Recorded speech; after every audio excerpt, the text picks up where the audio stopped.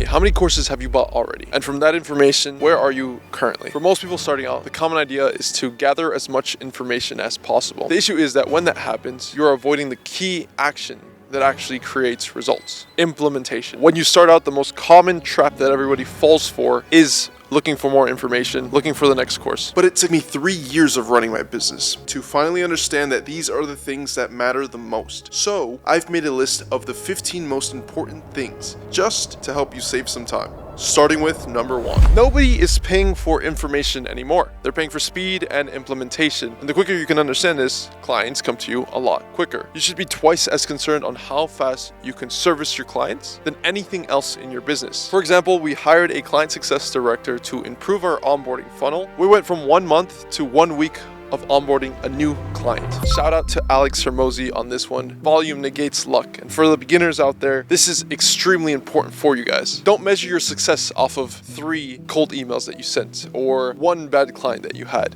By doing more sales calls, posting more content, or sending more emails, you are statistically making it impossible for you to fail 100% of the time. That's just how the world works. You might have a really bad offer or suck at sales, but by doing volume, luck becomes inevitable. Focus on structure over information. When you start out, you're going to want to watch every single YouTube video, take every single course, but what that is doing is delaying the most important action, which is implementation. Your industry isn't saturated, your offer is. Let's look at something like SMMA. It has been around for over a decade now, and yet people are still finding ways to acquire clients. Why? Because they're not switching what they're actually providing, but instead they're switching how they're providing it and how it's perceived to the actual client. Customers want to see something new. They want to work with somebody they haven't in the past, or they want to use something that not everyone is using. And so by framing your offer in a different way, they're feeling like they're using something that the rest of their competition is not using. This is one of my favorite ones. High ticket isn't greedy. It is actually essential for your business. Please don't strive to be the cheapest person on the market.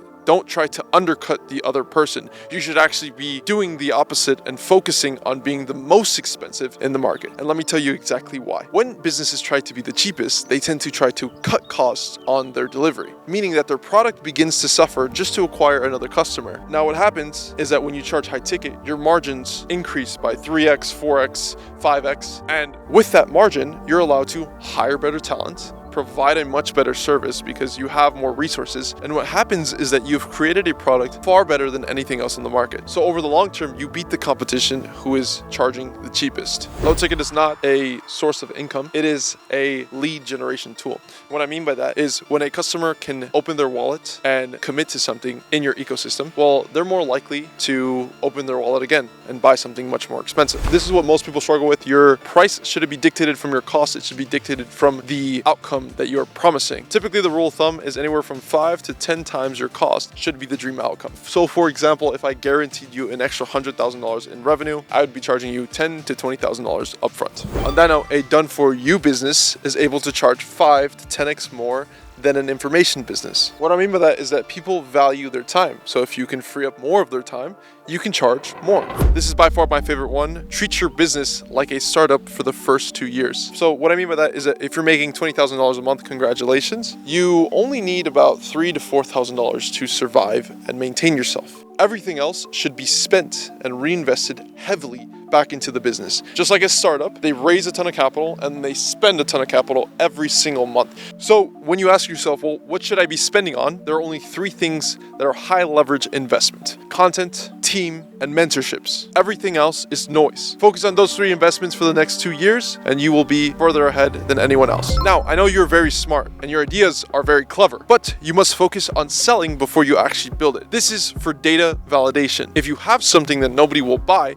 then you're going to waste countless months building something for no one. Being early matters more than being perfect. In my experience, you usually have around 3 to 6 months before people start to copy a really good idea. And your goal is to identify and implement those ideas before everyone else takes it and does it horribly. There are usually 3 groups of people online. First, talk about something completely unique, completely new, and see tons of success. The second group starts to copy those people and gets decent results. But the last group are the people who wait the longest to implement. implement, and those people usually see little to no results. Speed is your moat. The quicker you can implement new and fresh ideas, the faster and the more successful you'll be than other companies who take months to implement something new. This is why you see smaller companies succeed way more than bigger, slower companies. Next, document everything that you do in your business. Your goal should be to replicate yourself as many times over. And the only way to do that successfully is by documenting what exactly you do on a day-to-day basis. This consists of what tasks you are doing in your business and what is your thought process around those tasks. After documenting, now you can hire A-team players. An A-team player will constantly improve your processes. Remember, you are the ceiling in your business until you find smarter people who you can add to your team. These are the biggest points that will help you scale your business.